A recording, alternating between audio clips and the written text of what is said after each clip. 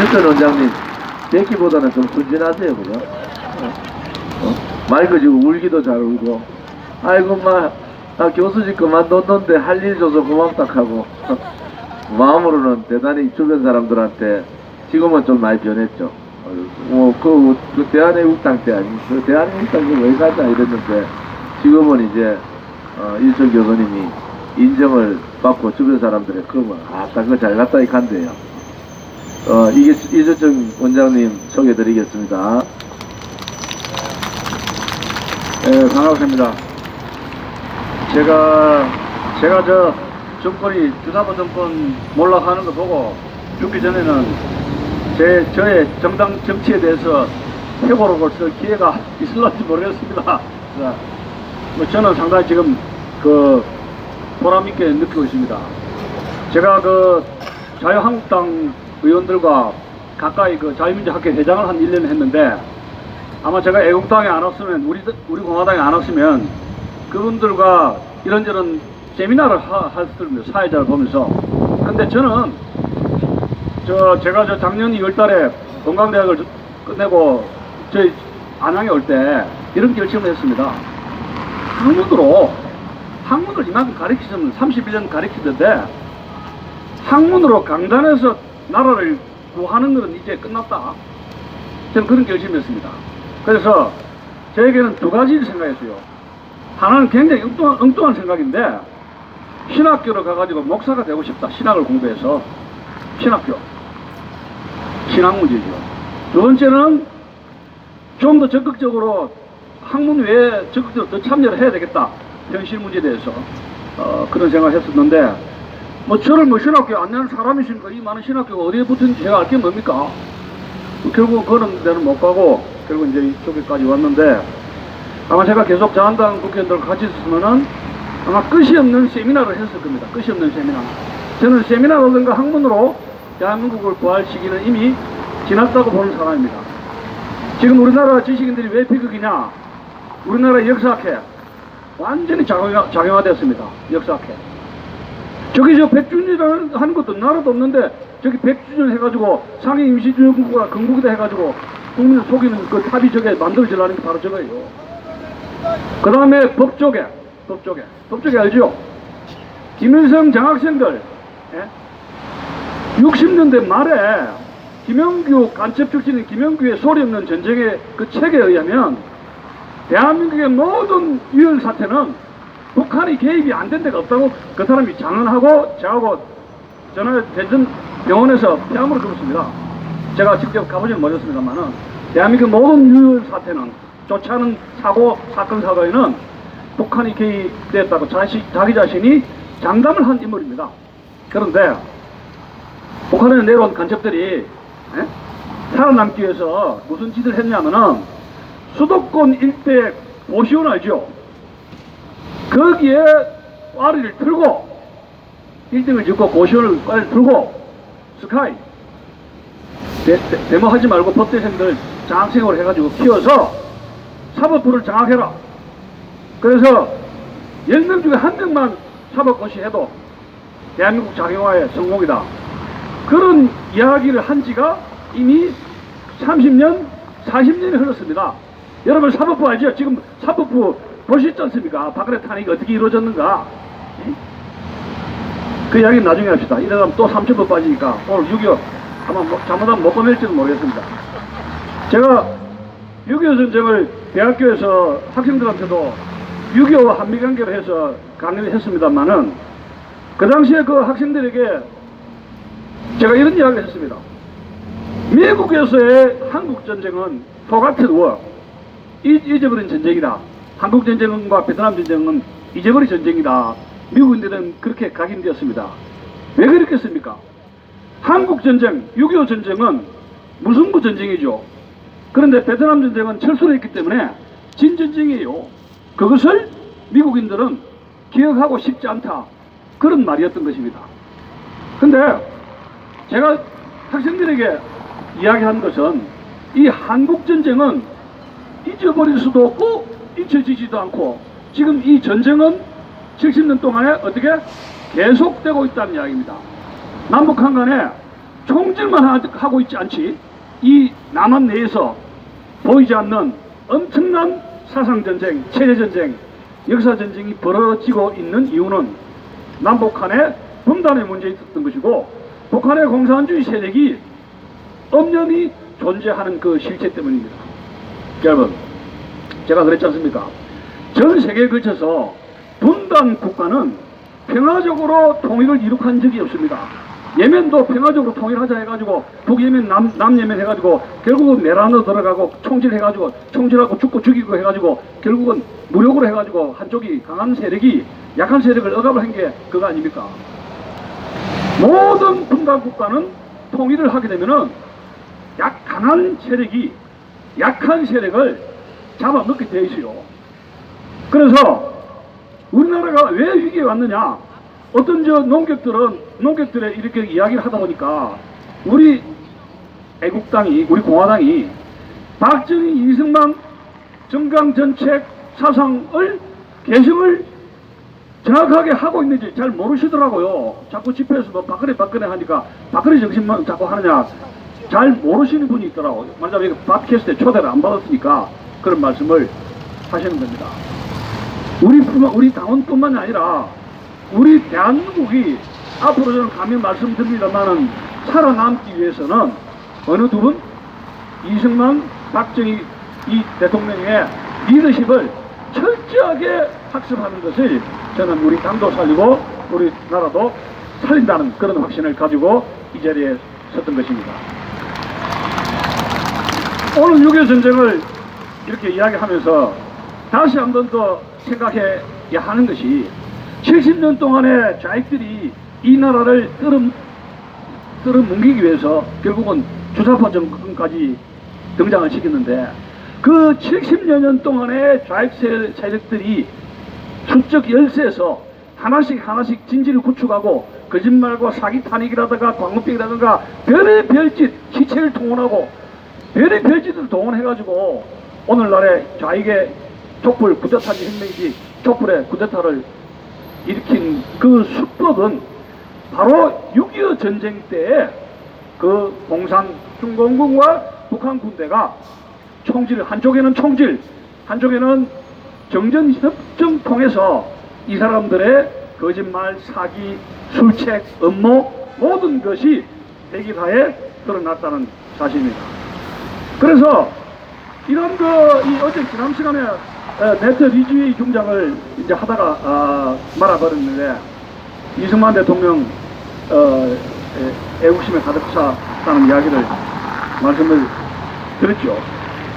그 네트 리즈웨이 중장이 12월 24일 날 워커 입적한 그 교통사고를 당해가지고 후임으로 8군 사령관으로 왔다가 내가 들어 4월 초에 트루만에게서 해임했지 않습니까? 그런데 그 당시에 미국 조야에서는 공화당 그룹으로 중공을 손을 보지 않으면 한국 전쟁은 유엔군이 명예롭게 철수할 수 없다는 그런 분위기가 있었어요. 그래서 이왕 이래 된 거 이거 한 방 때려야 되겠다. 왜? 중공군이 개마고원으로 왔으면 유엔군은 저 만주를 폭격할 권리가 있죠. 그렇지 않습니까? 남한이 북한에서 우리가 침략 당했는데 당연히 미국은 유엔군이 도와줘야 되고 중공군은 선전포고 없이 미국과 유엔군에게 공격을 가했지 않습니까?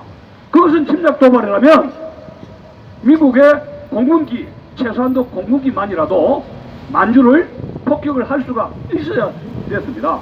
그래서 트루만 메가드는 자신의 그런 불만을 트루만에게 항의한 게 아니라 공화당의 상원 의원에게 편지를 보내거나 기자회견을 통해서 그런 불만을 터뜨린 거예요. 그러다 보니까 트루만은 이것은 항명이다 해서 부실을 갖게 되고 한창 한국에서 중국 공산당하고 붙어야 된다. 그러한 요구가 여러처럼 할 때 트루만이 메가드를 모가지를 치면서 그 불을 꺼버리고 말았습니다. 그러니까 여러분 군대가 강을 건널 때는 지휘관을 교체하지 않는다는 소리죠. 강을 건널 때. 그리고 전투 중간에 지휘관을 교체하는 법이 아니에요. 근데 이 트루만이 1차 세계대전에 출전을 했는데 말하자면 고등학교 출신입니다. 트루만이 고등학교 출신이고 당내에 세력도 많지가 않았고 그 다음에 군대에서 뭐 별을 단 것도 아니고 학벌도 미주리 미주리 유지에 있는 그쪽에서 자랐고 해서 우리나라 같은 강원도 감자바위처럼 상당히 그 촌놈이에요. 촌놈인데 이제 반공 분위기로 해가지고 이제 재수가 좋아가지고 부통령이 되고 대통령이 암살되면서 이제 대통령으로 된 입지전적인 인물이었습니다. 그래서 당 내에서는 별로 인기가 없어요.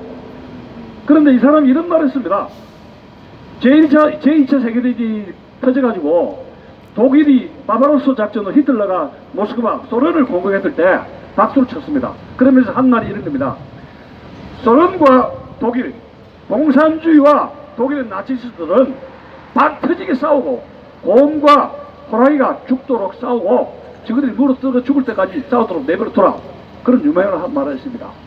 트루만은 이 당시에 뼛속까지 공산주의자였습니다. 나치도 싫어하고 공산주의자들을 싫어하는 인물인데 다만 당과 군부라든가 이런 국민들 사이에 별로 인기가 없었습니다.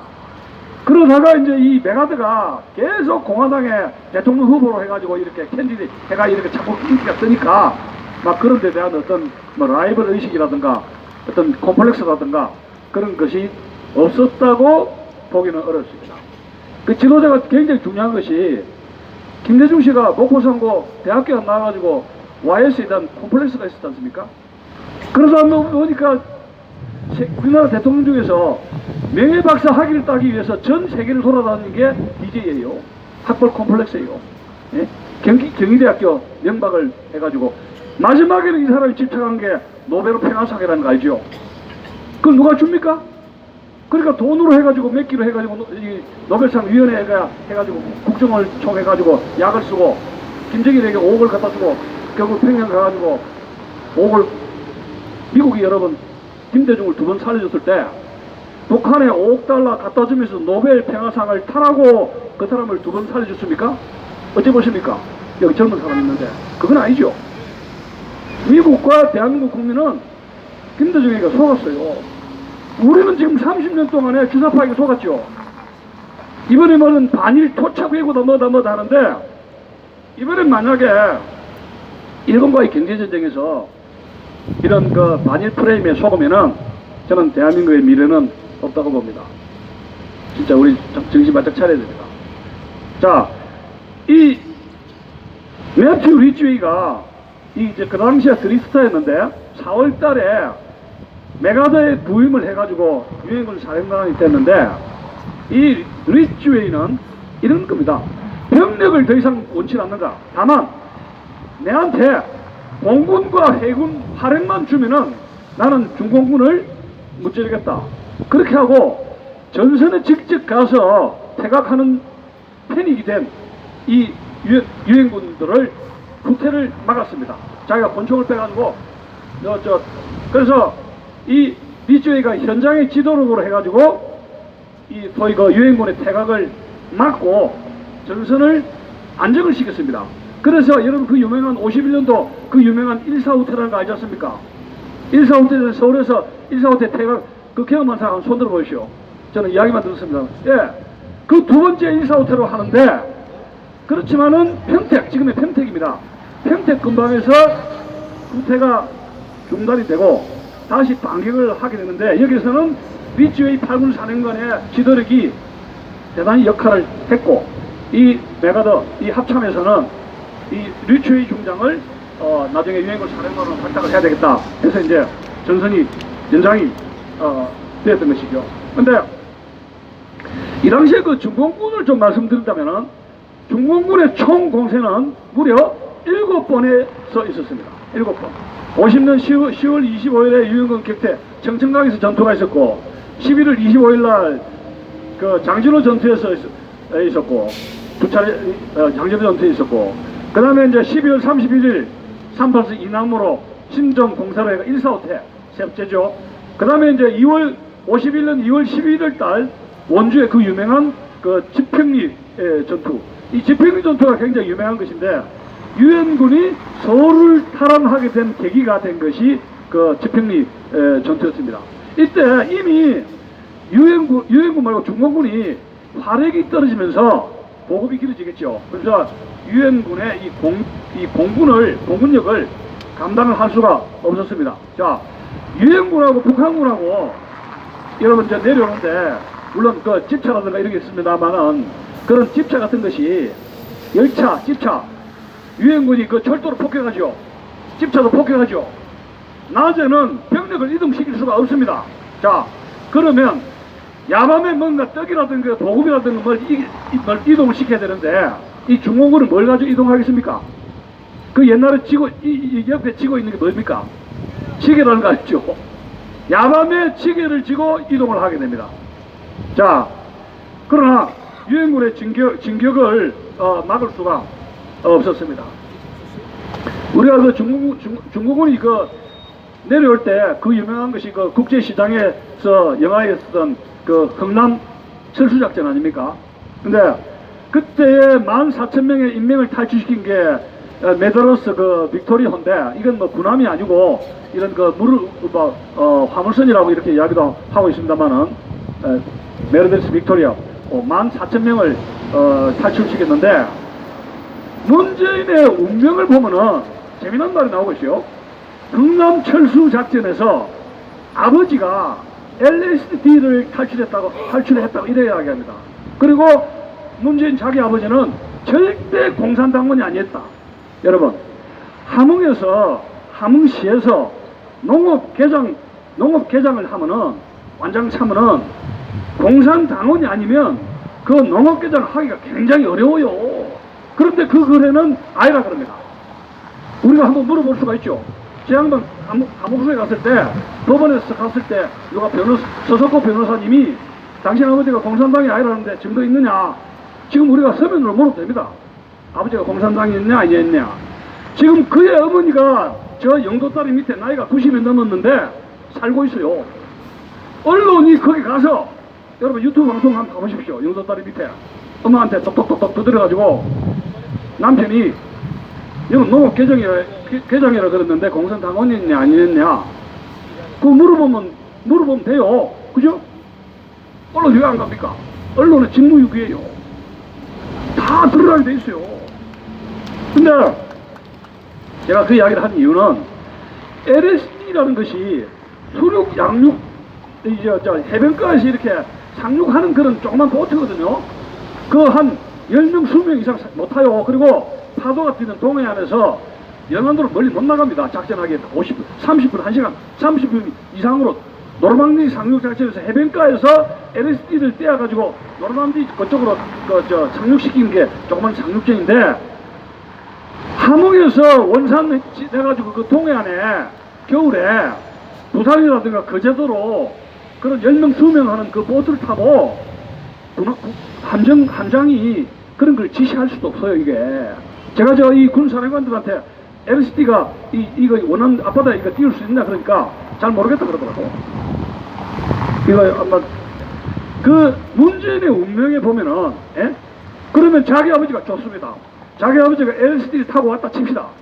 거제도로 갔다 그런데 그렇다면은 문재인의 운명에는 땡큐 아메리카 우리 저 트럼프 대통령 왔지 않습니까? 땡큐 아메리카 땡큐 트럼프 얼마나 외쳐졌습니까? 30분 1시간 외쳐냈죠. 근데 그 책에 그런 게 한 구절도 없어요.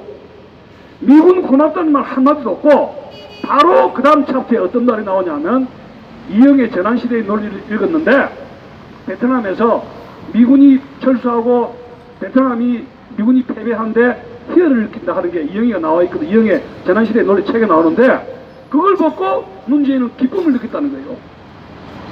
베트남이 공산화 되고 미군이 올라면서 패해가지고 도망가를 보고 희열을 느꼈다는 겁니다. 그럼 이게 뭐냐? 그러면서 신용복을 존경한다 그랬죠. 공산주의자. 신용복은 법정에서 나는 공산주의자라고 공언한 사람이에요. 재판장 안에서. 그 동지랑. 그러면 도대체 우리가 생각해 볼 때 이 사람은 경남중학교, 경남고등학교라는 부산의 인류 아닙니까? 부산중학교하고 쌍벽인데 그러면 이게 지금 가정교육이 어찌 됐길래 학교에서 사회 역사 과목 선생님들이 어떻게 가르쳤길래 문재인의 머리에는 이렇게 방공 교육이 아니고 빨갛게 그래서 중고등학교 때 물이 들어있었느냐 이야기요. 이 아버지 엄마는 뭐 했느냐 이야기요.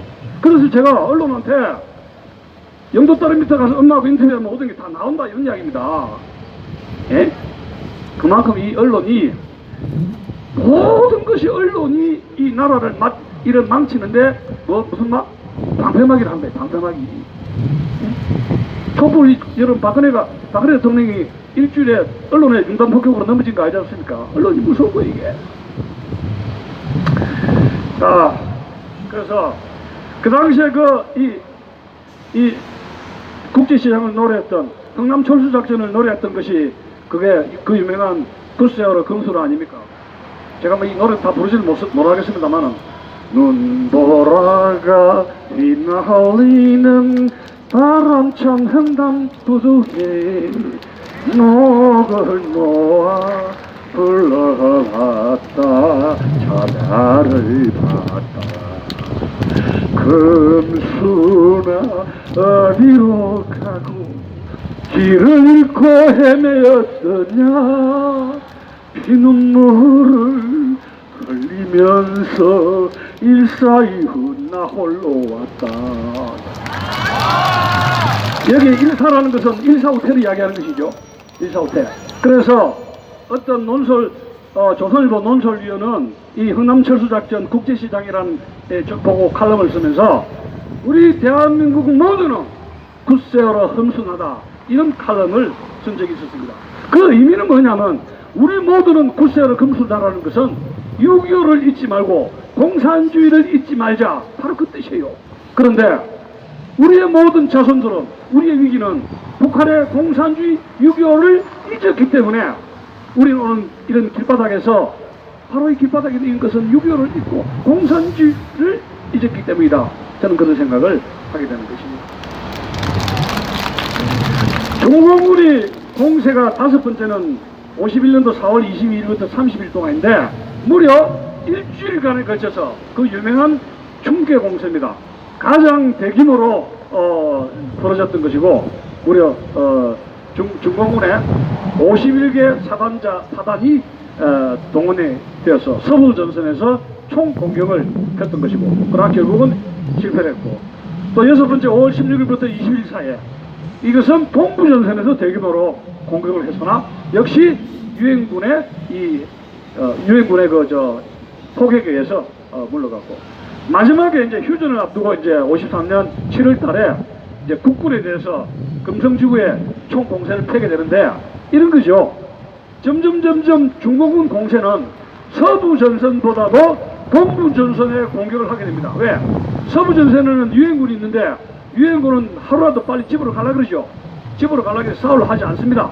그리고 서부전선에는 유엔군은 화력이 무시무시한 거 아닙니까? 화력이 맞으면 뼈도 못 추리죠. 그런데 동부전선은 뭔가 비빌 수 있다 이런 겁니다. 여러분들 그 영화 고시전이라는 영화 봤습니까? 고시전. 그 영화가 동부전선에서 이 뺏고 뺏는 그런 전투를 영화로 했던 것입니다. 미국 이야기를 좀 해야 되겠는데 서서히 52년 되면서 미국에는 4년마다 소위 대통령 선거가 있지 않습니까?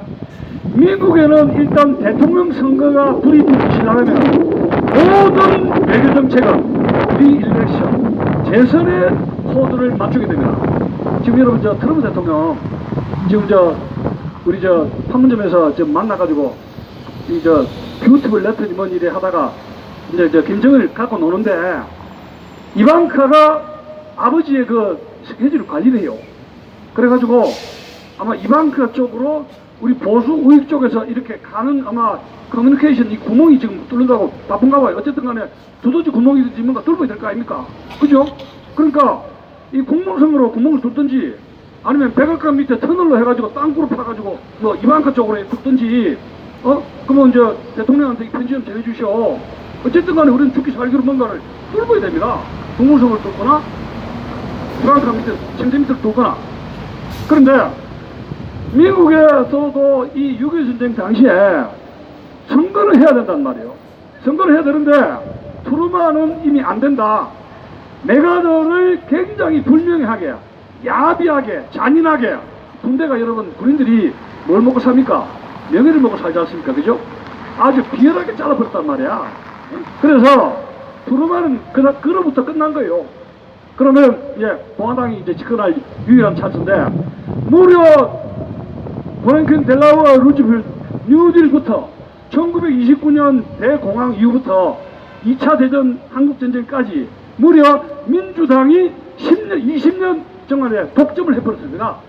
이제는 공화당에서 정권을 잡아야 되겠다 해서 여기저기 물색을 했는데 워히로 전쟁 영웅을 물색을 해야 되겠다 해서 나온 인물이 다글라스 맥아더와 아이젠하워였습니다.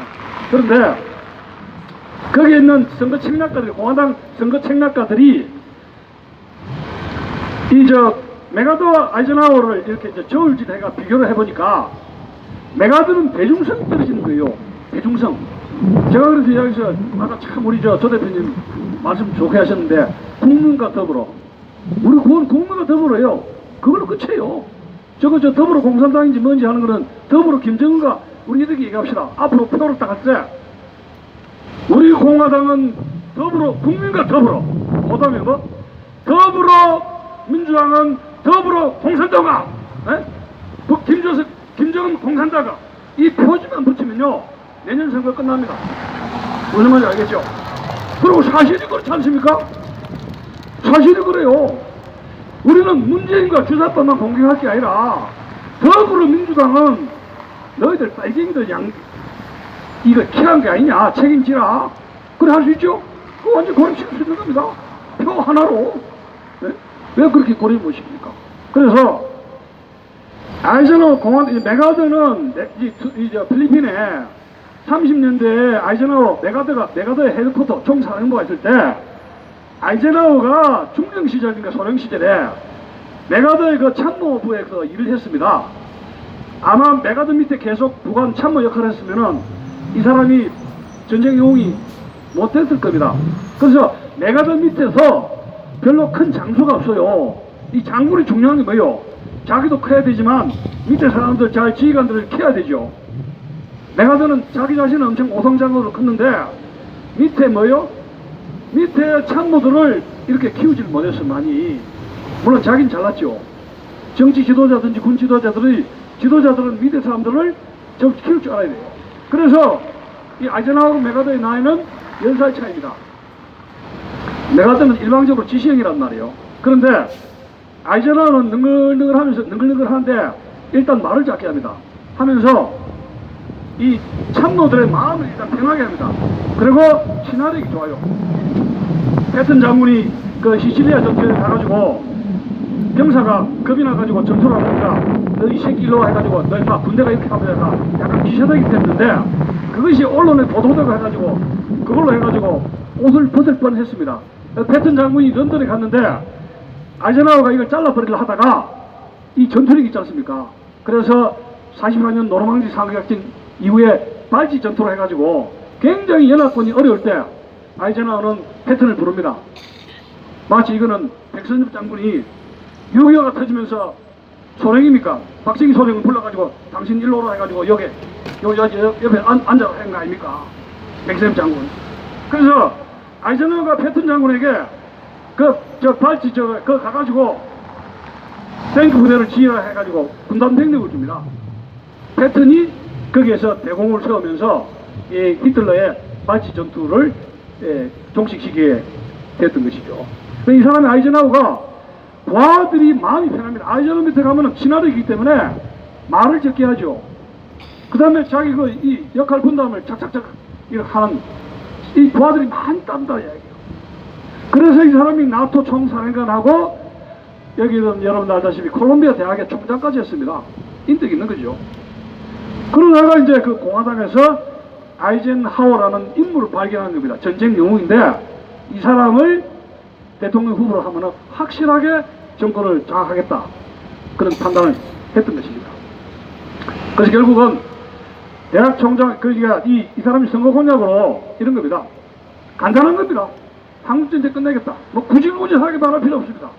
레닌이 권력을 잡을 때 이 모스크바라든가 이런 노동자 농민 대학생들에게 어떻게 선동했냐면은 이 레닌이 Peace and bread. I'll give you peace and bread. 나는 여러분들에게 빵과 평화를 주겠다. 간단한 겁니다. 우리 구호는 뭐예요? 국민과 더불어민주당은 더불어공산당이다. 그 딱지 하나는 끝나는 거예요. 구호 하나 한 방으로. 그래서 이 사람이 그 선거 공약은 한국전쟁 끝내겠다. 그거 아닙니까? 그래서 당선되고 나서 한국을 직접 방문을 했습니다. 아이젠하워의 주특기는 친화력과 조직력입니다. 지가 야전에 가서 싸우지 않습니다. 다른 사람을 보내는 겁니다. 여러분, 초안지에서 그 유방 알죠? 유방이 한신을 꼬셔가지고 전방에 보내는 것과 똑같습니다. 한신 장군이 항우 진영에서 뛰쳐나와가지고 유방을 만났습니다. 그 유방하고 이제 대화가 나오는데, 당신 내한테 왜 왔나 했어요. 유방이 한신한테. 그래서 용병 굉장한 덕이 있다고 왔는데, 유방이 이렇게 이야기합니다. 한신한테. 당신은 도대체 용병 혼자 병법이 그렇게 뛰어나다고 들었는데, 당신은 도대체 몇만 명을 지휘할 수가 있느냐. 그래서 이 한신 장군은 이렇게 이야기합니다. 각하, 저는 많으면 많을수록 좋습니다. 50만이든지 100만이든지 많으면 좋습니다. 그런데 유방이 한신에게 다시 묻습니다. 그러면 도대체 나는 어느 정도 거느릴 수 있습니까? 이 한신 장군에게 물었습니다.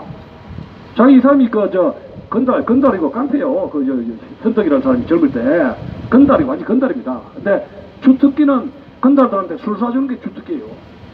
그래서 정권을 잡은 겁니다. 한신이 한 유명한 말이 있습니다. 그래서 이제 다다익선인데, 자기한테 병력이 주면 줄수록 많다는 것인데, 다다익선이죠. 네. 귀하는 왕은 내같이 100만 대군을 부릴 수 있는 사람이니까 내보다 당신이 더 위대하다, 그런 말입니다. 100만 대군을 부릴 수 있는 사람이 위대합니까? 100만 대군을 지휘하는 사람이 더 위대합니까? 그게 지휘력이다, 이거예요. 제가 왜 이런 이야기를 하냐면은, 이 아이젠하워라는 사람이 군에서 이런 박정희 대통령 알지 않습니까? 뭐 전두환 장군도 있거든요. 많은 장군들이 정기에 와가지고 성공하는 면이 많아요. 캐사도 그렇고. 근데 전 교수인데, 참 교수가 정기에 가서 성공할 일이 아주 희미한데, 과연 내가 정당 가서 성공할 수 있을까? 제가 자꾸 그런 생각합니다. 근데 어제 제가 저희 마누라를 만났는데, 이런저런 이야기하는데, 당신 정치인은 안 돼. 꿈깨. 이러더라고. 당신 그래 고지식하고 순진해가지고, 뭐 조금만 눈물 찔끔찔끔 짜는데, 그 가서 뭐 얼마나 하겠느냐고, 뭐 큰 생각 말아라고 그러더라고요. 근데, anyway, 다만, 이 아이젠하워가 이제 조직력과 친화력이었는데, 한국 전쟁을 빨리 끝내야 되겠다, 이런 것이 우리나라의 이승만 대통령에게 전달이 됩니다.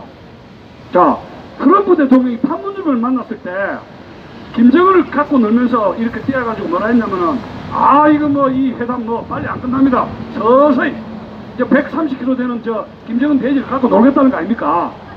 김정은 죽을 맛이죠. 왜? 북한의 공산주의 수법에 의하면은 자유진영 사람들은 협상을 엿가루처럼 질질질 끓으면 똥구멍에 똥줄이 타서 양보를 하면서 공산주의자들은 이득을 얻는다 하는 것이 공산주의자의 협상팀의 ABC예요. 그런데 이 트럼프는 손자 병법을 읽었다 그래요. 그러면서 공산당 수법을 좀 아는가 봐요. 이게 이제 미친 거예요. 질질질질 끄니까. 그래서 제가 뭐 점쟁이는 아닙니다만은, 이번에 선거가 당선되면은 중국 문제라든가 북한 문제가 제 추측입니다. 급물살을 타지 않을까, 그런 생각됩니다. 왜냐? 선거 전에 이란을 폭격을 하려고 그러는데 옆에 선거 참모가 카카 이라크 때리면은 사상자가 많이 나면, 민간인들이 뭐 50명 100명 죽는다 그러니까 사상자가 많이 나면 아무리 그걸 잘 두드려 패도 여론이 나빠져서 선거에 마이너스가 됩니다. 부시를 보십시오.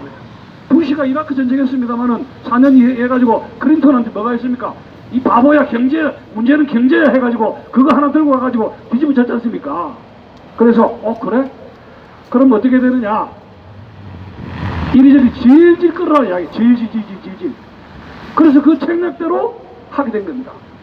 자, 문제는 아이젠하워든지 트럼프 행정부든지 북한의 공산주의, 중국의 공산당을 요리를 하게 될 때 대한민국의 국가 이익이 얼마나 확보되고 대한민국의 국가 이익이 얼마나 침해되느냐 그거죠. 그것 때문에 이방카 여사의 터널을 뚫든지 뭔가를 침실을 뚫든지 그 구멍을 뚫어야 된다는 바로 그 말입니다. 우리 이야기를 해야 된다는 말이에요. 우리가 이렇게 하면 안 된다. 그래서 아이젠하워가 이리 와가지고 아이젠하워의 대한인식이라는 것은 이겁니다. 이것도 아니고 저것도 아니에요.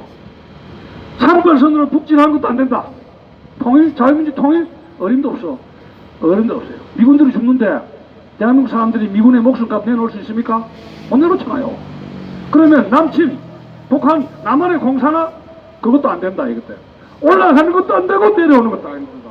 제가 어릴 때 국민학교 중학교 때 이승만 박사 사회역사 수업은 거의 내가 99점 100점 받았는데 거기에 이승만 박사의 북진 통일이 그게 있습니다. 근데 제가 어릴 때는 이승만 박사의 북진 통일 저는 당연하다고 봤습니다. 제가 어릴 때는 수진에서 그것도 참 수진한 건데 열렬하게 지지했습니다. 제가 저 국민학교 중학교 때. 그런데 제가 나이가 들어가지고 대학 교수가 돼가지고 학회다 뭐다 가가지고 이승만 박사 뭐 한미관계 어쩌고 저쩌고 하니까 이승만 박사의 북진 통일은 이거는 미치광이 전쟁광이 하는 게 아니고 늙은이가 하는 또라이가 하는 짓이지 수국 꼴통이 하는 것이지 한반도는 평화적으로 해야 된다. 학회에서 발표를 쫙 하고 있어요. 근데 제 마음은 그걸 듣고 세상의 민주화의 분위기죠. 근데 저는 그걸 듣고 좀 납득을 안 했습니다. 뭐 저렇게 지식인들이 저렇게 약하게 해가지고 과연 이 나라가 북한 공산주의 정권에게 견딜 수가 있겠느냐 막 그런 생각을 했습니다. 여기 제가 이 책을 보면은 이게 지금 이 커뮤니스트 니고시에이터 이 터너 제독이 10개월 이상을 공산주의 판문점에서 공산주의와 협상을 하다가 얼마나 화가 났으면 이런 책을 썼겠습니까? 얼마나 화가 났으면, 얼마나 공산주의자들을 몰랐으면 이런 책을 써가지고 유엔군과 미국 행정부의 교훈으로 이런 책을 남겼었겠습니까? 얼마나 화가 나냐. 그 여기 보면 선에 이런 말을 하고 있어요. 공산주의자와의 협상은 힘을 배경으로 하지 않으면 말을 듣지 않는다. 그 다음에 그래서 제가 50년, 60년대 학교 다니면서 뭘 배웠느냐, 방공교육을 배울 때 공산주의자는 뭐가 약이다? 몽둥이 당선될 때 퀴즈 하나 뭐 드려야, 약 하나 드려야 되겠네. 퀴즈 하나 치는데 몽둥이가 약이다. 이 책에 이런 것이요. 공산주의자는 몽둥이가 약이다. 처음 서문이 나갑니다. 그 다음에 공산주의자와 협상을 할 때 몽둥이가 약인데 몽둥이를 쓰려고 위협만 해서는 안 된다 이야기요. 실제로 뭐예요? 써야 된다. 뉴스. 자식이 제가 어릴 때 참 제가 가정 이야기 했으면 안 됐습니다만 제가 어릴 때 국민학교 중학교 고등학교 때 성적이 나쁘면 부모님이 뭘 듭니까? 몽둥이 들지요. 저 두드려 맞았습니다. 솔직하게 많이 맞았어요. 많이 맞고 컸습니다. 근데 지금은 너무 매가 없으니까 좀 이상하게 된 것 같아요. 애들이 너무 없으니까. 근데 공산주의는 몽둥이로 협박만 해서는 안 되는 거 실제로 뭐요? 때려야 된다. 그래서 이 판문점 이런 회담에서 협상을 했는데, 그리고 공산주의자들은 종이를 해가지고 서약을 하지요. 지금 저희들은 9.19 남북 판문점 회담이라든가 6.29 선언 해가지고 남북 한간에 서명을 하고 평화회담 해가지고 한 것이 엄청나게 많죠. 그거 다 북한이 어겼습니까? 지켰습니까? 전부 다 어겼죠. 이 책에 이렇게 나오고 있어요. 오늘 문서로 협정을 했는데 내일 어긴다 그래요. 이 책에 그렇게 거짓말하고 속임수로 쓰는 것이 공산주의자인데 미국이 몰랐다는 거예요. 공산주의가 이렇게 지독하고 이런 놈들인지를 몰랐다고 하는 것입니다. 그렇다면 제가 뭐 트럼프 대통령 손잡이도 읽었다니까 좀 안심은 되긴 됩니다만은 과거에 미국이 한국의 북진 통일도 반대하고 남쪽으로 내려오는 것도 반대를 했는데, 자, 그러면 지금 트럼프 행정부는 남한에서 다단계를 허용할 것인가, 이런 이야기입니다, 여러분. 내가 그걸 항상 화두를 가 여러분들에게 하는 것이, 2년 동안에 트럼프 대통령이 대외관계에서 우리나라의 국내 문제 언급하면 자칫하면 내정 간섭이 되죠. 지금 여러분들이 주사파 정권에 대해서 트럼프 대통령이 어떤 경제보복을 하게 된다면, 아마 여기서 밤이 2008년도 광우병 사태에서 미국 조야에서 깨달은 게 있었습니다. 한국의 반미 감정을 한번 건드리면 골치 아프다. 광우병 사태를 봤죠. 그래서 이번에 주사파 정권 선보는 것을 일본의 아베에게 맡긴 겁니다. 아베에게. 그러면 한국의 내정 문제이기 때문에 한국의 공산화, 다단계 공산화를 트럼프 행정부는 과연 어느 정도까지 묵인할 것인가, 이것이 우리 애국 국민들의 심각한 숙제라는 것입니다. 여러분, 이 제2차 세계대전 때 여러분 독일이 폴란드를 침공하면서 이 프랑스를 석권했지 않습니까? 한 달도 안 돼가지고 2주 3주 만에 프랑스가 함락당했는데, 그 당시에 국방장관에 있던 드골 장군이 홀로 런던으로 망명을 했어요. 자, 영국도 어찌 됩니까? 완전히 포위가 돼가지고 영국 국민들과 영국 수상 윈스턴 처칠은 미국의 개입만 기다렸죠. 미국의 개입만 기다린 것이 처칠만이 아닙니다. 우리나라 하와이에 망명했던 누구? 이승만 박사. 미국과 일본과의 태평양 전쟁만 학수고대하고 그것만 기도한 거예요. 그러면 이승만 박사와 특히 영국의 처칠은 그들의 조국, 처칠은 2차 대전에서 자신의 조국을 뭐로 여러분들은 구했다고 보십니까? 여러분, 2차 대전에서 런던에 있는 처칠이 나라를 구한 것은 편지입니다. 편지. 무슨 말 알겠어요? 여러분, 그 당시 영국 인구가 얼마며 해군 육군 공군이 완전히 육군도 없는 나라인데 해군 공군이 박살났는데 런던을 루프트와프를 해가지고 독일 공군국에 폭격을 하고 개박살이 났는데, 미국 원조로 버티는 그 나라인데, 섬나라가 육군도 없는 나라인데 어떻게 히틀러의 300만 대군을 이길 수가 있습니까? 그러면 처칠은 할 일이 없죠. 할 일이 없으면 뭡니까? 미국의 트루먼 프랑클린 루즈벨트 대통령에게 할 일이 없으니까 편지를 쓰는 겁니다. 편지로 나라를 구한 거예요. 하와이 숲에서 이승만 대통령이 조국을 잃어버렸을 때, 아까 어제 지난 시간에 이야기했습니다만 기독교를 믿는 미국을 이용한 것이죠.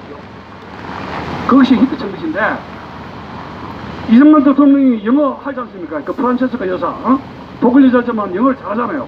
타이핑 다 해가지고 영어 틀린 거 고쳐주고, 비서로서는 말도 못하죠. 세크레터리로는 프란체스카 여사가 비서 월급도 안 주고 되니까. 근데 국무성의 미국 대통령에게 이승만 박사는 왜 대한민국이 독립이 돼야 되느냐, 왜 일본을 미국은 경계해야 되느냐, 앞으로 전쟁이 일어나는데 왜 동북아 아시아를 미국이 무시를 하느냐, Look at Japan, Look at Japan's ambition, 계속 경고를 하고 국무성 장관에게, 미국의 교회, 미국 목사에게 이 대한민국의 독립의 정당성과 앞으로의 미국의 리더십, 이렇게 있으면 안 된다 얘기요. 그래서 이승만은 편지로 자기 도선을 알리고 독립의 정당성을 알린 것이죠. 그리고 미국 역할이 뭡니까? 자유민주주의 국가에서 전 세계에 있는 노예를 해방시키는, 크리스천 해방시키는 것, 도덕적 의무를, 자존심을, 미국의 미션을 자꾸 이야기해 주는 거예요. 이 박사가 미국의 미션, 우리가 트럼프에게 주목해야 될 것이 땡큐 트럼프 좋아요. 그런데 더 나아가서 트럼프가 미국 대통령으로서 세계 경찰에서 역할, 아메리칸 퍼스트 스트래티지를 칩시다. 그렇지만 과거의 선배 대통령들이 뭘 이야기했습니까? 세계 경찰관으로서의 월드 피스로서의 리버럴 데모크라시, 그 이데올로기를 지키는 선배 대통령이 있었을 거 아닙니까? 그럼 당신은 뭐 하느냐? 미국의 헌법이죠. 동맹국 있지 않습니까? 공산주의에 싸우고 이 최전방에서 대한민국이 이 변형된 붉은 레드 데모크라시, 붉은 민주주의 세력과 바로 이 선막에서 우리를 싸우고 있지 않습니까? 그러면 같이 국제적인 연대로서 호응을 할 수가 있는 것이죠. 홍콩에 100만 대문들이 데모를 했을 때 미 국무부에서 뭐라고 그랬습니까? 그래서 이러한 대의명분, 처치 미국 대통령에게도 수십만 편지를 써가지고 미국의 원조를 2차 대전 때 전 세계에서 가장 많은 미국의 랜드리지 액트, 대여 무기 원조 얻은 것이 영국이에요, 영국. 그것은 처치의 편지로 이랬는데, 편지로 해가. 여러분, 편지 쓰기 쉽잖아요. 미국 대사관은 여기 대사관 있으면 안 되면 한글로 쓰세요. 그게 통역관 많아요. 왜 미국 대사가 부임하자마자 이 사람이 아이고 내가 광주 5.18 광주 시민들한테 먼저 인사 먼저 해야 되겠다 해가지고 우로 편지 5.18 단체 간 거 알죠? 그게 망신하고 왔습니다만 그때 여러분들이 부임했을 때 편지로 해가지고 여기 태극기 광화문 광장에 와서 인사도 좀 해주십시오 하면 또 광주 갈라다 일로 오는 거 아닙니까? 한글로 쓰세요. 어떤 이야기든지 쓰시라고. 영어 안 쓰셔도 좋아요. 그러면 많은 편지가 미 대사관에 워싱턴에 등장하면 이게 뭐야? 여러분, 미국은 우리나라보다도 여론을 중시하는 나라 아닙니까? 예? 민주주의. 미국 내 언론도 여론도 있습니다. 그러나 월드 아피니언, 미국 한국의 태극기 언론도 있습니다. 촛불도 있습니다만 미국은 여론 정치 민주주의 국가이기 때문에 일반 보통 사람들의 여론을 중시한다 이야기예요. 제가 미국 유학할 때 제가 직접 편지를 이렇게 학과장에게 영어로 편지를 쓰고 했습니다만은 잘 쓰는 편지를 쓰면은 그 학과의 체험인들이 꼭 죽어버립니다. 연애 편지를 우리 쓰면은 그 아무리 미녀라도 아름다운 편지를 쓰면 그 미녀가 홀딱 나봤자 지지 않습니까? I love you too much. 난 당신을 사랑한다. 당신의 모든 것을 사랑한다. 당신의 기침이 소리하든가. 그러면 이 편지로 이 여자를 낚아챌 수 있지 않습니까? 그만큼 이 중요한 거예요. 이게 편지라는 게 연애 편지가 그렇게 중요하지 않습니까? 네. 그래서 우리가 별건 아니지만은 그런 노력도 해야 된다 하는 겁니다. 그리고 이제 그 아이젠하워는 미국 대통령이 되면서 이승만 대통령에게 건국 이후 계속 요구한 게 있어요. 한미일 동북아시아에서는 한미일 삼각관계를 통해서 방공기지를 구축해야 된다. 한국과 일본은 같이 가야지 시너지 효과가 있다. 이승만 대통령이 말 안 들은 게 이거죠. 일본 문제죠. 그래서 이승만 박사도 아이젠하워는 이승만 대통령에게 아시아에서 한일 방공망을 요청을 하게 됩니다. 근데 이승만 박사가 대통령이 잘 안 듣죠. 그러다가 59년에 여러분 혁신당 사건, 진보당 사건으로 해가지고 경향신문 폐간시키고 그 다음에 조동환이 처형시켰죠. 그러면서 미국과 관계가 완전히 멀어졌던 것이죠. 자, 여기서 제가 조금만 여기서 오늘 그 이야기는 이제 휴전 협정에 대한 이야기인데 휴전 협정은 제일 지금 두 가지 이슈입니다. 38선이냐 현재 싸우고 있는 전선이냐 그게 이제 하나의 경제 문제고 두 번째는 포로송환 문제입니다. 이미 거제도 쪽에는 포로소송소가 많이 있었는데 제가 여러분 3년 전에 제 아들하고 거제도 포로소송소를 갔다 왔습니다. 답사를 해서. 근데 제가 포로소송소 가서 놀란 게 있습니다. 포로소송소는 과거를 이렇게 재현하는 게 참 중요한 건데 그 타이틀 보면은 한반도 평화가 어쩌고 여러분, 북한 공산당이 망했는데 망하지도 않고 우리한테 잘못을 사죄도 안 했는데 그 거제도가 어떤 곳입니까? 방공포로하고 이 공산포로하고 사륙전이 벌어졌던 것이 방공포로 거제도 아닙니까? 그런데 그 타이틀에 보면은 한반도 평화 어떠고 하고 앉았어요. 이거 누가 만든 거예요? 이 한반도 평화라는 이 위장 평화 때문에 나라가 지금 여기까지 가 있는데 국민들을 도대체 이렇게 지금 눈을 가리고 평화 하면서 쏘고 있습니다. 여러분 김일성 정권이 제일 무서워한 것이 이승만 박정희 정권을 쭉 넘어가는데 처음에 5.18 진압하고 전두환 정권을 굉장히 두려워했답니다. 김일성이가. 그런데 장세동이가 지발로 찾아와가지고 이런 말을 하세요. 남과 북이 무력 충돌 다시는 전쟁이 없도록 잘해봅시다. 장세동이 그런 말 했답니다. 김일성이한테. 아, 그래서 이 50 세력이 김일성 이야기입니다. 아, 이 50 군부 세력이라고 하는데 별거 아니구나. 그렇게 안 봤대요. 얍잡아 봤답니다. 왜? 군대라는 건 뭐예요? 마지막 수단에는 자기 무력을 써야 되죠. 그래서 군대가 이 군대로 이 모든 것이 해결되는 것인데 그 이후에 뭐 육군은 더 말할 필요 없죠. 우리나라 여러분 지금 그 이후로 군대가 무너지는 거 여러분 잘 아시지 않습니까? 제가 펜타곤에 유학 시절에 80년대 펜타곤 스테이션 펜타곤 여기 지하철 여기 있죠. 거기 가면은 제가 깜짝 놀랍니다. 80년대로 50대인데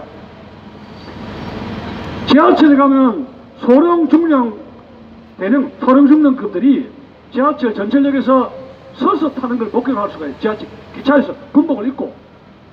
근데 저는 그걸 보고 미국에 대해서 외교감을 느꼈습니다.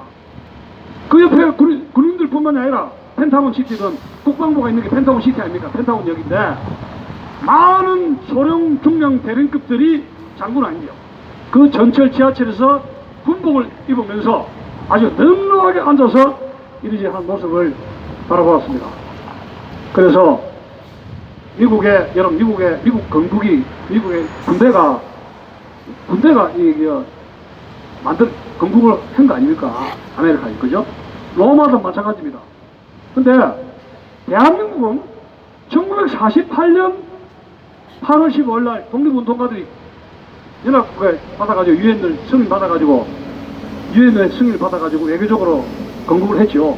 근데 실질적인 국가의 모습이라든가 건국의 양 틀을 갖춘 것은 6.25 전쟁으로 해가지고 완전히 폐해가 된 6.25 전쟁 이후라고 볼 수가 있고 우리나라 총체적으로 70년 대한민국 건국사에서 가장 희생하고 눈물을 흘리고 이 건국이라든가 이런 산업화라든가 이 나라를 만드는데 가장 공을 세운 세력은 누구라고 여러분 보십니까?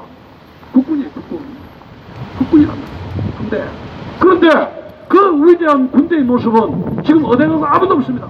실제로 여러분 그 전철이라든가 지하철 타면은 군복 입면 쫄병 군인들 하나 볼 수 있습니까? 군인 다 어디로 갔습니까? 와이었을 때 군복 입고 나가지 말아야겠답니다. 왜? 군대하고 시민과 위화감을 조성한다고. 그 군복을 벗고 후방으로 갔을 때 이미 우리의 마음속에는 나라를 지킨 6.25 때 베트남 전쟁에 참전한 그 위대한 국군의 모습은 사라졌던 것입니다. 그리고 5.18이 등장하죠. 민주화. 그리고 이 정권이 이렇게 우리가 지금 여기 와 있는 거예요. 그래서 어느 나라든지 국군을 멸시하거나 국군을 뭉개는 나라는 미래가 없습니다. 지금 대한민국이 지금 국군을 완전히 뭉갰지 않습니까? 네? 피자 사주고 핸드폰 하고 노래방 하가지고 화장실에 비대까지 설치해주고요. 군대는 훈련을 통해서 강군이 되는 것이지 맛있는 거 먹여주고 호화롭게 키워가지고 그건 군대가 아니에요. 그러면 누구 좋아하라고 저렇게 만듭니까? 북한 좋아하라고 하는 거죠. 그래서 우리는 앞으로 정권을 되찾으면은 체험시킬 필요 없이 북한으로 보내면 됩니다. 인도주의 차원에서. 오늘 이 정도로 합시다. 이거 떴습니다.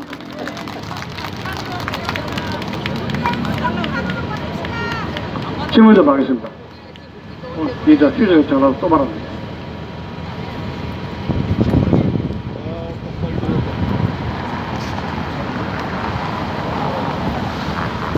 질문하세요.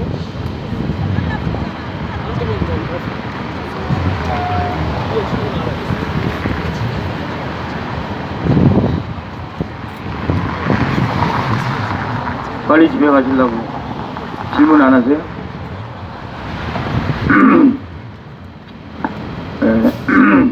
저희가 이제 한미 동맹을 얘기하지 않습니까?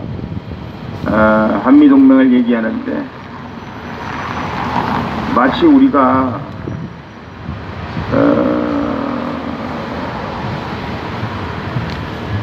말하기가 좀 조심스럽긴 합니다만은 미국은 우리나라는 아닙니다, 여러분. 한미동맹이 중요한데요. 한미동맹을 지키기 위해서는 미국은 우리나라가 아니기 때문에 우리가 미국과 지켜야 될 최소한의 예의가 있습니다. 예의. 우리가 지켜야 될 예의. 그것이 지켜지지 않으면 한미동맹이 지켜지지 않아요. 예를 들면 부모 자식 간에는 손해 같은 거 별로 잘 안 따지잖아요. 그죠? 그리고 서로 좀 잘못해도 이해가 되잖아요. 같은 핏줄이니까. 근데 미국은 우리의 최고의 우방입니다. 맞아요. 그러나 미국은 다른 나라입니다. 우리나라가 아닙니다. 그래서 우리가 한미동맹이 중요하면 중요할수록 우리가 미국에 지켜야 될 최소한의 예의가 있어요. 물론 서로가 상호간의 예의입니다. 저는 어느 유튜브에 보니까 너는 미국 놈의 개다 뭐 이렇게 얘기하는 사람들이 있더라고요. 미국 사람의 개는 아닙니다만 친미주의자인 것만은 틀림이 없어요. 제가 미국에 꽤 오래 살았습니다. 저도 뭐 아시겠습니다만 제가 정말 예수 믿는 사람으로 따지면 하나님이 도우셔서고 세상 사람들 말로 하면 재수가 좋아서 미국의 아주 최고 상류사회에서만 살았습니다. 그리고 그들을 많이 봤어요. 제가 박사학위 논문을 식민정책 이렇게 썼습니다. 일본의 식민정책에 대해서 썼는데요. 미국의 식민지가 됐던 나라는 국민들이 투표를 합니다. 미국의 일원이 됐으면 좋겠다. 한참 필리핀이 여러 가지로 경제적으로 어렵고 사회가 혼란스러울 때 필리핀 정객들이 모여서 우리가 미국의 52번째 주로 들어가자. 그러면 지금보다 훨씬 우리 국민들이 더 잘 살 수 있을 거 아니냐. 필리핀을 포기하고 미국의 52번째 주로 들어가는 것이 어떻겠냐. 지금 여러분 뭐 괌이나 어딥니까 푸에토리코나 이런 데 다 미국령으로 돼 있는데 그 사람들이 계속해서 주민 투표를 합니다. 미국의 한 나라가 됐으면 좋겠다. 미국에 같이 포함됐으면 좋겠다. 저는 역사 지식이 굉장히 일천합니다만은 세계 여태까지 이 인류가 존재한 이후에 가장 그래도 강대국으로서 가장 그래도 괜찮은 나라, 아마 이 지구상에 이런 나라가 또 있을 수 있을까 생각할 만큼 괜찮은 나라가 미국입니다. 우리가 옛날에 우리 역사를 살펴보면 중국과의 관계, 몽고와의 관계, 뭐 일본과의 관계 여러 가지 관계가 있지만 그때 우리가 역사를 살펴보면요 눈물 없이는 볼 수 없는 게 많아요. 여러분 아시다시피 중국에 가가지고 옛날 이성계가 자기 아버지 이름 바꿔달라고 사신을 얼마나 보냈는지 모르고 200년 동안 질질 끌었습니다. 자기 아버지 이름 하나 바꾸는 것 때문에, 자기 조상 이름 하나 바꾸는 것 때문에. 그리고 아련을 해주지 않아가지고요 6개월 동안 지금으로 말하는 자금성 밖에서 그 수레마차가 지나가는 걸 붙잡고 임금, 우리나라에서는 영의정급이 가는 거예요. 그랬습니다. 이 세상에 가장 합리적이고 그리고 정직하고 지금은 미국도 옛날에 비해서는 굉장히 그 국가적인 도덕성이라든가 정직함이라든가 이런 게 많이 없어졌습니다만 그래도 미국만큼 이 지구상에 있었던 나라 중에서 정직하고 그리고 도덕적인 우위를 또 아직도 여러분 미국 대통령이 선서할 때 보면은 성경 말씀을 성경 위에다 이렇게 써놓고 하잖아요. 아직도 물론 미국 백성들은 다 잊어버렸는지 모르겠습니다만은 성경 말씀 위에 세워진 나라라는 것에 대한 자기 나름대로 자부심이 있습니다. 그래서 우리가 미국에 대한 최소한의 예의는 지켜줘야 미국은 지키기만 한다면 한미동맹은 계속 유지될 수 있다. 저는 그렇게 생각합니다. 제가 몇 년 전에 미국에 갔는데 그 당시 아마 효순이 미순이 사건이었던 것 같습니다. 그때 우리 길거리에서 막 성조기를 태웠거든요. 그런데 여기 미팔군 사령관이 미국 하와이에 도착해가지고 미국 기자와 인터뷰를 하면서 눈물을 펑펑 쏟더라고요. 우리가 5만 명이 넘는 생태 같은 우리 자식들이 대한민국 전쟁이 6.25 사변, 저는 전쟁이란 말을 좋아하지 않습니다. 전쟁이란 건 말이 안 된다. 그건 국가와 국가 간에 한 얘기고 저건 불법단체이기 때문에 6.25 사변이라면 이렇게 주장하는데 5만 명이 넘게 죽었습니다.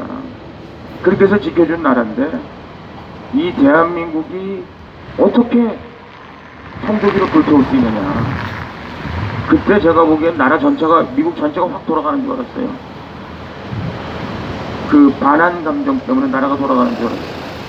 그래도 사실은 그런 감정들을 아마 우리가 미국 위치고 미국이 지금 한국 같은 위치에서 그렇게 양키고하고 불질르고 그랬으면 아마 보통 그냥 우리 같으면 그냥 가만 안 있었을 것 같다 라는 생각이 듭니다.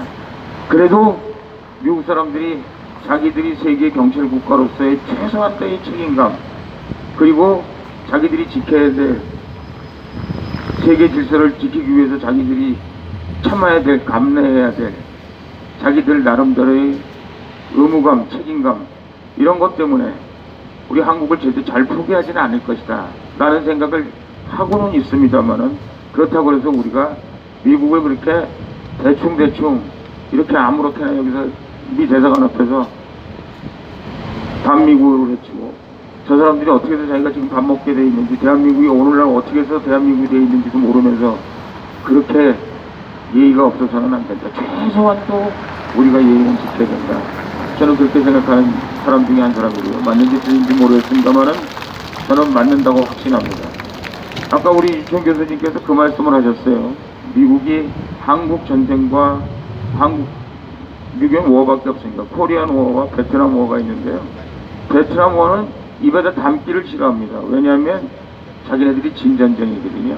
미국이 생긴 이후에 한 번도 진 적이 없는데 유일하게 진 전쟁이에요. 근데 한국 전쟁은 아까 우리 교수님께서 말씀하신 대로 비긴 전쟁이거든요. 자기들이 이길 수 있었는데 그 당시만 해도 이길 수 있었습니다. 만주에다가 그 메가더 말맞다나 거기다 원자 폭탄 하나 떨어뜨렸으면 아마 중국이 끔찍했을 거고 아마 남북통일이 됐을는지도 모르겠습니다만 3차 대전이 일어날 것 같은 그런 걱정 때문에 못했는데요. 한국 전쟁에 대해서는 엄청나게 나름대로 프라이드를 가지고 있습니다.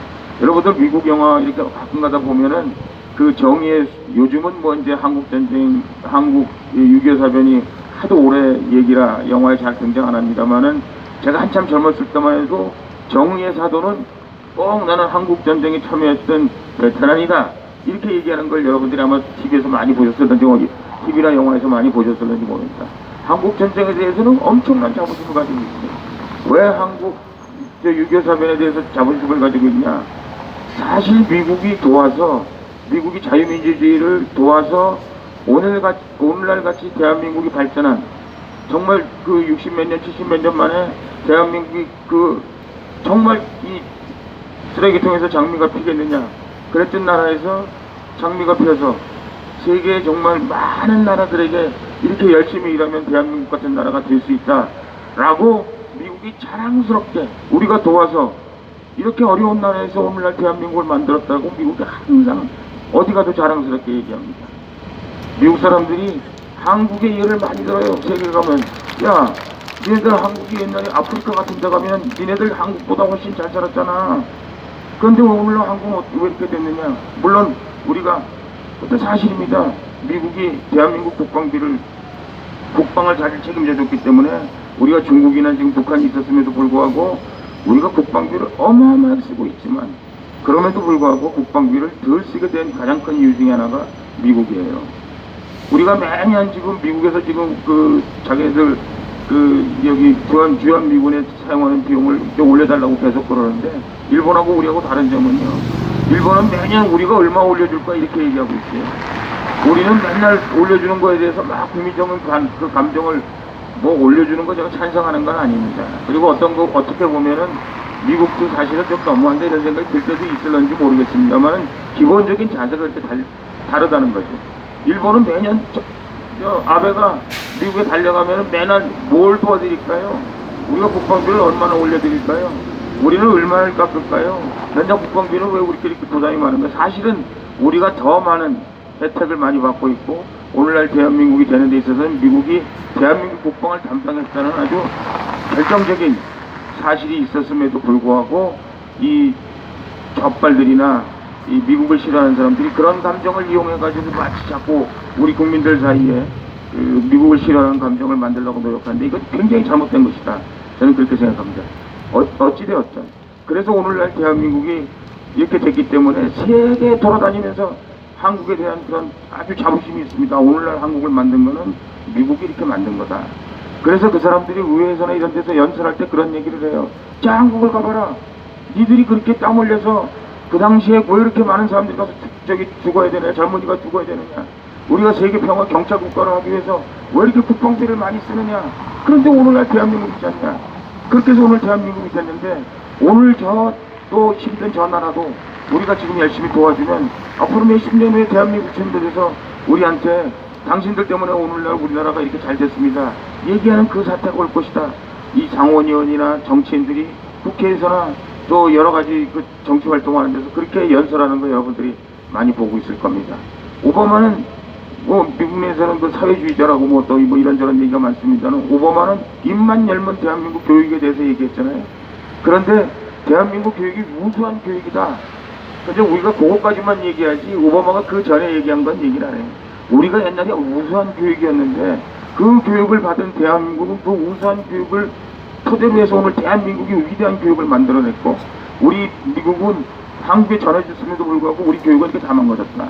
그래서 한국 교육을 본받아야 된다. 이렇게 얘기하고 있는 그 앞에 부분은 우리가 많이 생략합니다만 어찌되었든 대한민국이 이렇게 위대한 나라가 된 것은 대한민국이 그 미국의 덕분이다 라는 말씀을 여러분들이 항상 기억했으면 좋겠고 또 미국과의 관계에 있어서 우리가 최소한의 우리나라가 아니기 때문에 우리가 가져야 될 예의가 있다. 그런 말씀을 제가 드립니다. 제가 아까 식민지 정책에 대해서 공부를 했다 그랬는데요. 일본 사람들은 한 번도 대한민국을 자기네 나라가 아니라고 생각해 본 적이 없어요. 1500년 전에 임나 일본부라는 걸 만들어서 자기들이 한국을 통치했다고 얘기하고 있어요. 사실은 거꾸로거든요. 우리가 일본 가가지고 뭐 우리 왕이 가고 뭐 일본에 지금 천황에 뭐 백제에서 가고 뭐 고구려에서 가고 여러 가지 증거가 있는데 뭐 그런 얘기 하나도 안 하죠. 항상 거꾸로. 광개토도 낭비도 거꾸로. 그래서 일본 사람들은 한 번도 한국을 남의 나라라고 생각해 본 적이 없습니다. 자기 나라라고 생각해요.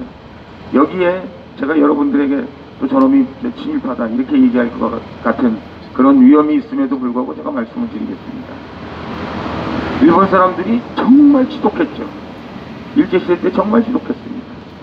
우리 아시다시피 저희 아버님은 맨날 그 얘기합니다. 나는 일제시대 때 학교를 못 다녔다. 왜? 학교를 안 보내줬대요. 왜 안 보내줬냐? 창씨개명 안 하면 학교 등록을 안 하니까 학교를 못 갔어요. 그래서 교회 학교를 다니셨다고 맨날 그렇게 말씀하시는데 일본 사람들은 한국말을 못 쓰겠잖아요. 그죠? 그러니까 이른바 한국이라는 걸 깡그리 없애버리려고 했어요. 정말 일본처럼 지독하게 식민지 정책을 쓴 나라는 없었어요. 근데 일본 사람들이 기본적으로 다른 나라에 가서 예를 들어서 대만 사람들, 대만은 훨씬 일본에 대해서 우리보다 더 감정이 좋습니다. 왜냐면 사실은 대만에 가서 일본 사람들이 그렇게 독하게 안 했거든요. 왜냐하면 대만은 우리나라가 아니다. 우리가 말하자면 지금 현재 식민지로 대만을 우리 식민지 하에 두고 있는 나라이긴 하지만 대만은 우리나라가 아니다 이렇게 생각합니다. 근데 한국은 우리나라라고 생각했어요. 조선은 자기네 나라다 생각했어요. 그래서 사실은 우리 대한민국의 그 초등학교 교육은 일본 사람들이 만든 겁니다. 우리나라에서 초등학교 교육은요, 우리 일제시대 때 대한민국 모든 사람들이 문맹에서 사실 벗어나기 시작했어요. 그 전에만 해도 여자들은 거의 학교 안 다녔잖아요. 뿐만 아니라 남자도 일부밖에 안 다녔잖아요. 옛날 일제시대 때 뭐 보면 그래도 내가 초등학교 나온 사람이야 이렇게 얘기하는 게 지금으로 말하면 내가 그래도 전문대학교 나왔어 이 정도 얘기가 될 정도로 초등학교 나온 사람이 귀할 정도였어요. 뿐만 아니라요, 일본 사람들이 계속 주장하는 건 뭐냐면, 야, 대한민국의 이 모더나이제이션, 말하자면 이 근대화의 모든 뿌리는 일본이 놓은 거죠. 놨다고 주장하는 거죠. 우리는 뭐 쌀도 뺏기고 일본 사람들이 착취 많이 해갔죠. 뭐 그거는 일본 사람들이 아무리 뭐라고 변명해도 그거는 뭐 변명할 적이 없습니다. 그러나 일본 사람들이 경부철도도 놨고요. 우리가 말하는 경부철도라는 건 우리 지기식으로 말하면 경부고속도로나 마찬가지인 거죠. 마찬가지인 거죠. 철도도 놨고요. 기본적인 기본 시설을 굉장히 많이 먹었어요. 많이 놓았어요. 그래서 그것이 저는 두 가지 이유가 있다고 생각합니다. 하나는 우리나라를 어떻게 하든지 착취를 하려면 그 이른바 인프라스트럭처가 뭐 철도가 됐건 항만시설이 됐건 그런 게 잘 돼 있어야 되니까 그래야 된다 생각했겠죠. 그래서 잘 놨을 경우도 잘 놨고요. 또 두 번째는 아마 절대 대한민국을 해방시키지는 않을 것이다. 절대 이건 이제는 앞으로 영원히 대한민국 우리나라 거다. 여기 와서 살라고 완전히 이건 우리 땅이기 때문에 우리가 투자해서 이제 우리가 살아야 되겠다 그렇게 생각한 거죠. 그래서 여러분 아시다시피 도요토미 히데요시 때부터 여기 봉건 영주들이 다 땅 나눠준 거 아시죠? 이건 누구 땅 다 나. 근데 이건 어쨌든 일제시대 때 그렇게 생각해가지고 자기들이 말하면 사실은 투자한 것보다 자기들이 빼간 게 더 적다 이렇게 주장합니다. 제가 일본 그 동경대학에 가가지고 이거 문서들을 보면요, 한국에는 우리가 식민지 정책을 해가지고 남은 거 하나도 없다. 걔는 그 사람들한테 도로 돌려준 게 훨씬 많지 한게 준 게 하나도 없다. 이것도 역사적으로 따져봐야 됩니다만은 여러분 지금 저 일본하고 지금 우리하고 마찰이 많이 생겼잖아요. 근데 옛날에 박정희 대통령 때 우리가 5조를 가져왔어요. 맞죠? 5조. 일본이 가지고 있던 돈의 4분의 1을 가져왔습니다. 근데 일본 사람들은 어마어마하게 줬다고 생각하는 거죠. 그 당시에. 그래서 박정희 대통령이 그걸로 한국이 부흥하는데 기본 그 자금이 아주 기본적인 시드머니가 됐다. 이렇게 그 사람들이 주장하고 있어요. 그래서 지금도 미안하다는 생각보다는 그래도 우리가 한국한테는 할 만큼 했다. 이런 생각들을 많이 하고 있다는 거죠. 그거를 우리가 지금 제가 좀 따지자고 말씀드리는 건 아니고요. 그래서 일본 사람들이 몰려갈 때요. 여러분 아시다시피 옛날 적산이라는 거 다 그 한국 사람들한테 주고 갔잖아요. 근데 그 사람들이 가면서 뭐라고 얘기했냐면 우리가 꼭 50년 내에 다시 돌아온다. 꼭 돌아온다. 그 돌아와서 다시 우리가 우리 한국을 지배할 것이다. 그렇게 생각했었다는 거죠. 그래서 그런 우리 역사적인 그 배경을 우리가 잘 이해하면서 지금 한국적인 문제에 대해서 우리가 문제를 해결해야 된다. 저는 그렇게 생각합니다. 사실 외교는요, 말로 하는 건 다 거짓말입니다. 여러분, 공산당은요, 자기들이 힘이 없으면 외교하는 겁니다. 김정은이가 왜 저렇게 달라붙을까요? 힘이 없어서 그런 거예요. 자기들 지금 핵폭탄 하나밖에 없으면 팔아먹을 거라면 핵폭탄 하나밖에 없어요. 그래서 그걸로 자기들이 한번 살아볼 거 몸부림치고 있는 거죠.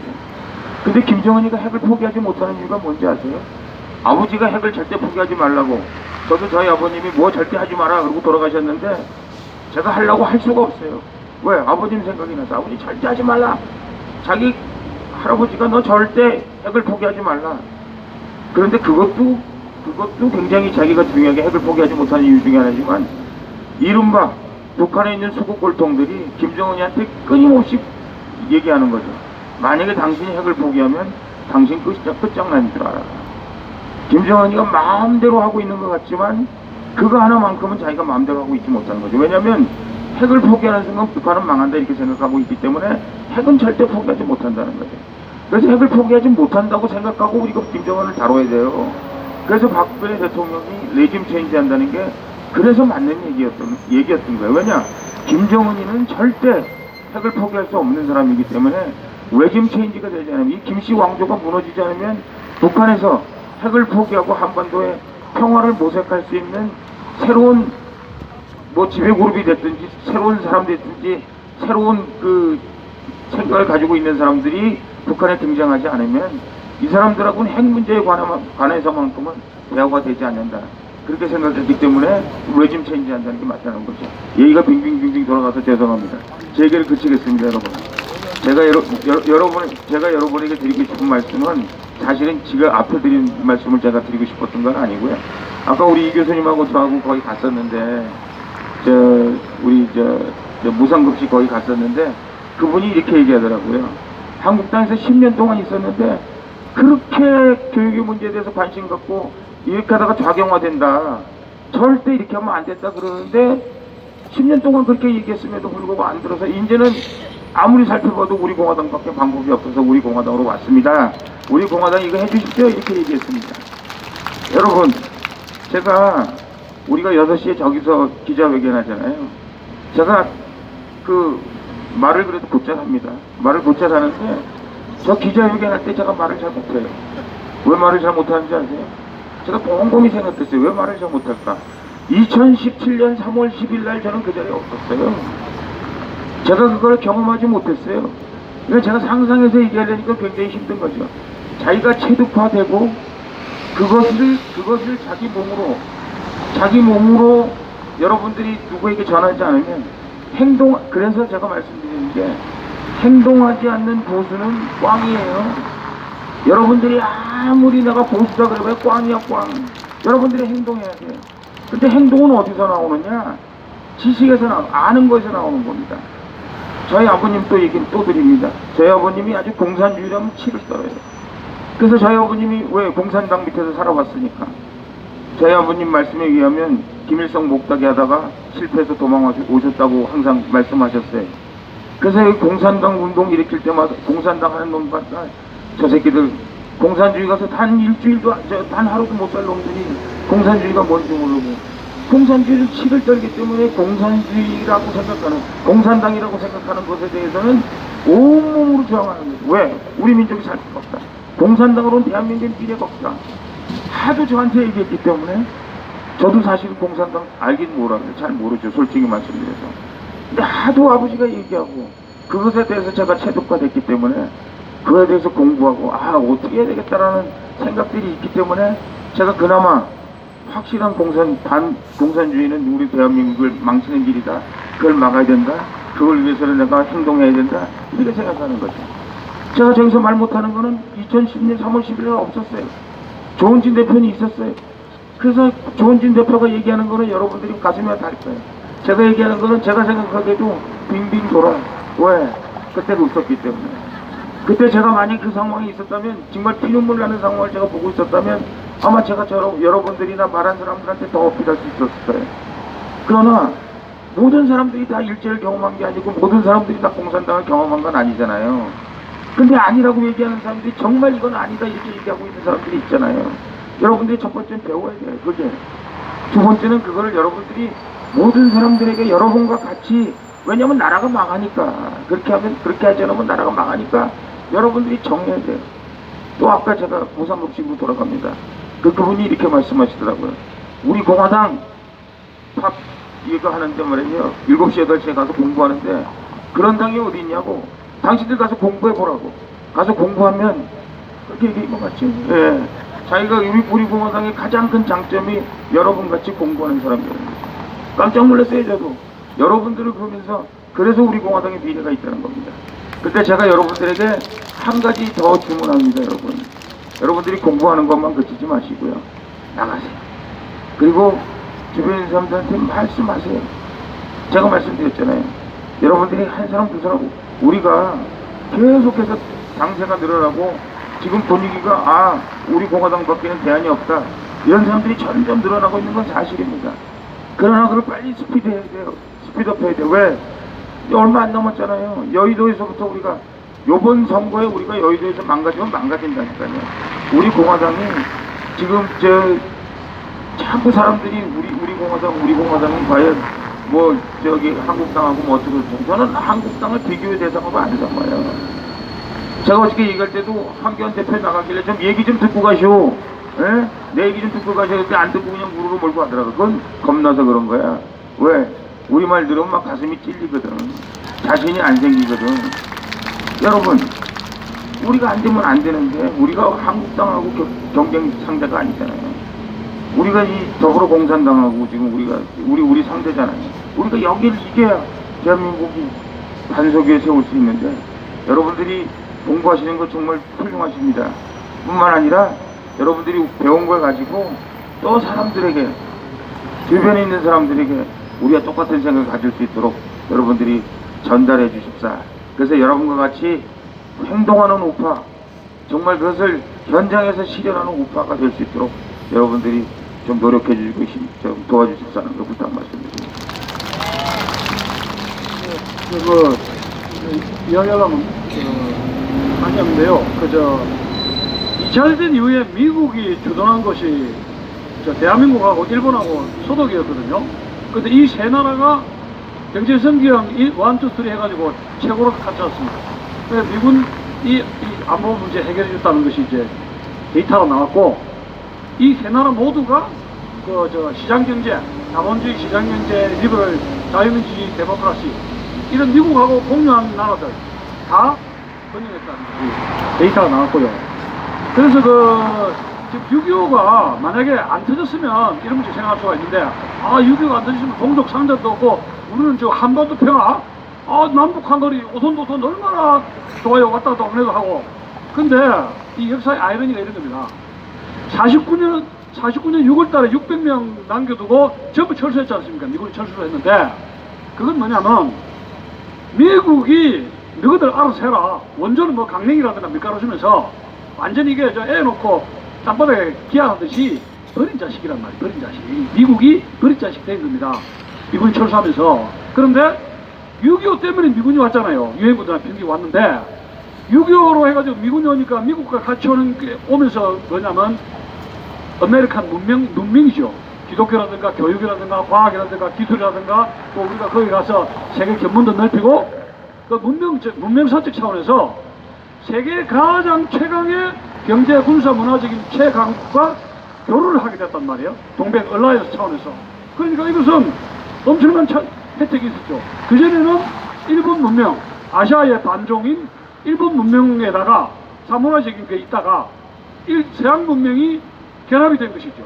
그러니까 우리나라는 일본 문명의 소금 문명이 하나의 용광로처럼 모자이크처럼 이렇게 요동을 쳤던 것이고, 6.25가 60만 내지 70만에 막강한 그 군대, 그것이 우리의 생명줄이었어요, 사실은. 그래서 이 군대가 우리 산업화라든가 모든 지도급으로 해가지고 우리 사회 변화를 리드를 해나갔지 않습니까? 그래서 우리 천년의 대한민국 역사에서 70만의 이런 강력한 군대는 대한민국이 처음이에요. 그렇죠? 조선시대가 망할 때 여러분 병력이 8,500명이고 일본이 100만 명, 200만 명 되는데 그 나라 이길 수가 없잖아요. 8,500명이 있었어요. 전쟁을 할 수가 없는 나라인데, 고구려 신라 이렇게 전 합쳐도 70만 명이라는 이런 병력을 가진 나라는 아직도 대한민국밖에 없었다는 것입니다.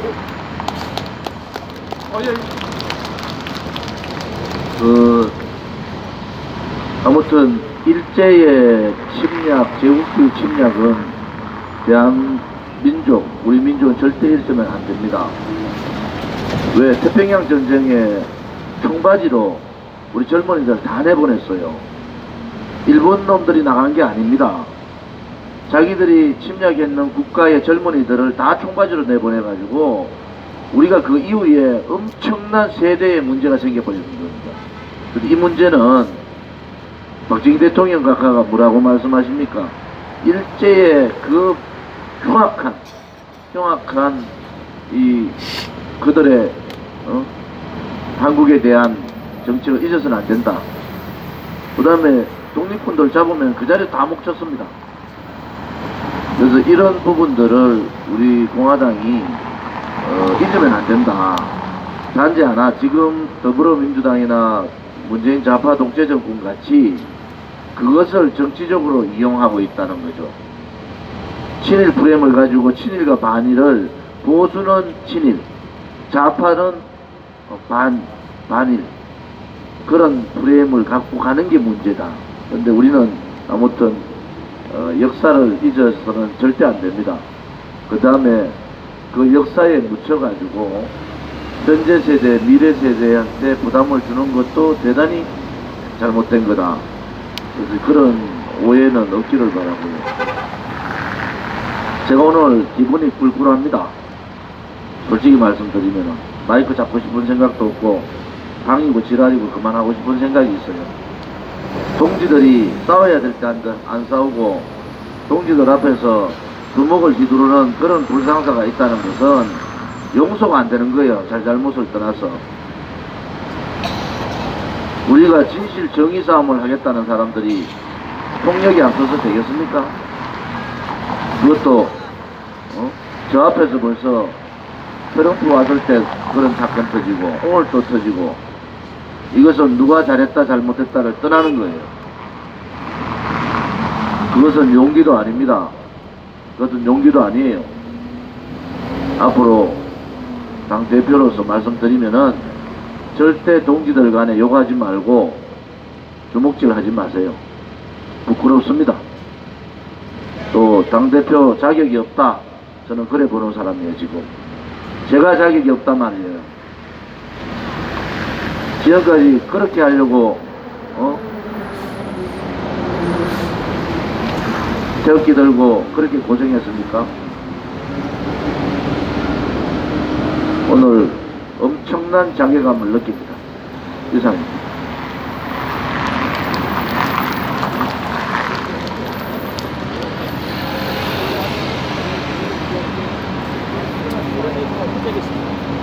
노래 준비해주세요.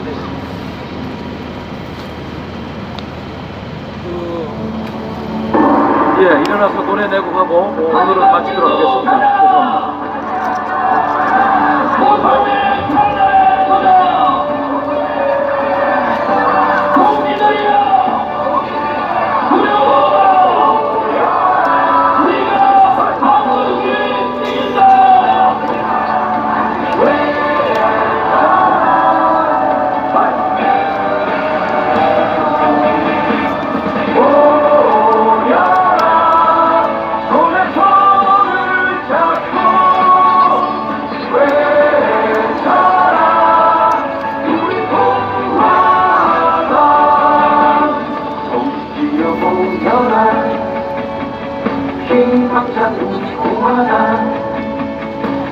승리의 함성을 함께 외쳐라.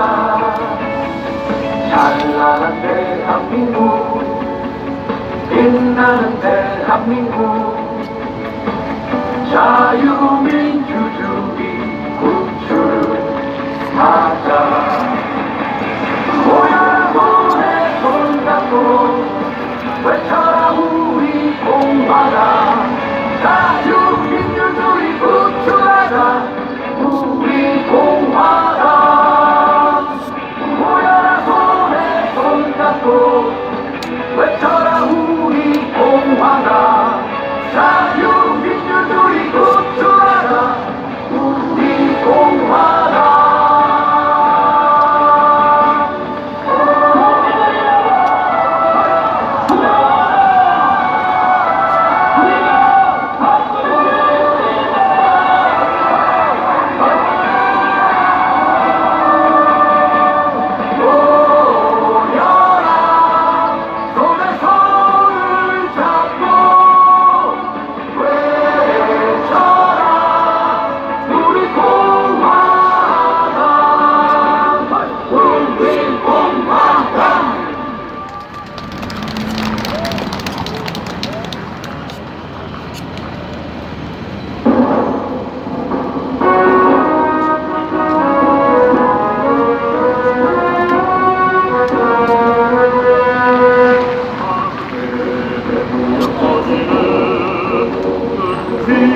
잘 보아라. 우리는 승화한 영향이다. 태국이 녹슬고 태국이가 지킨다.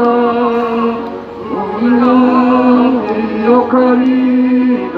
너희의 몫이 나가자. 싸우자.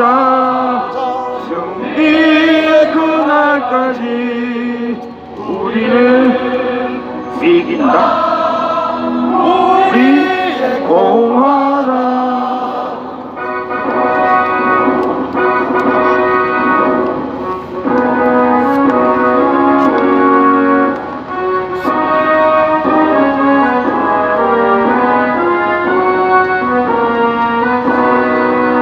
반만년 후비천의 리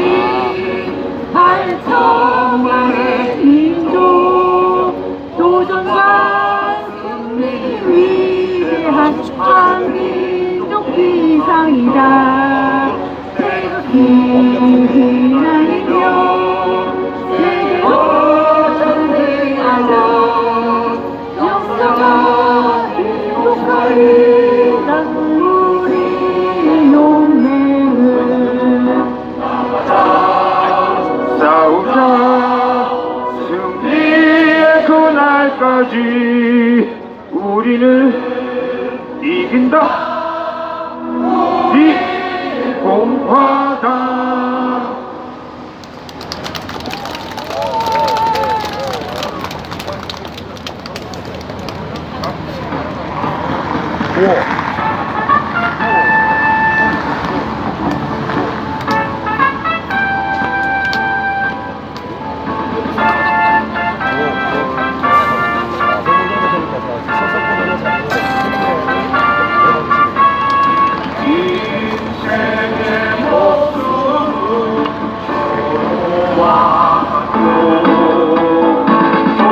조국의 앞날을 양양하노라. 이 몸이 죽어서 나라가 산다면 이슬같이 기꺼이 죽으리라. 이 몸이 죽어서 나라가 산다면 이슬같이 기꺼이 죽으리라. 앞에 좀 나와서 앞에. 네? 박근혜 사회구요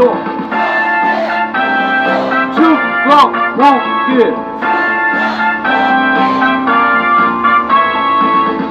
인생의 목숨은 조로와 같고 조국의 앞날이 양양하노라. 이 몸이 죽어서 나라가 산다면 이슬같이 기꺼이 죽으리라. 이 몸이 죽어서 나라가 산다면 이슬같이 기꺼이 죽으리라. 이슬같이 기꺼이 죽으리라.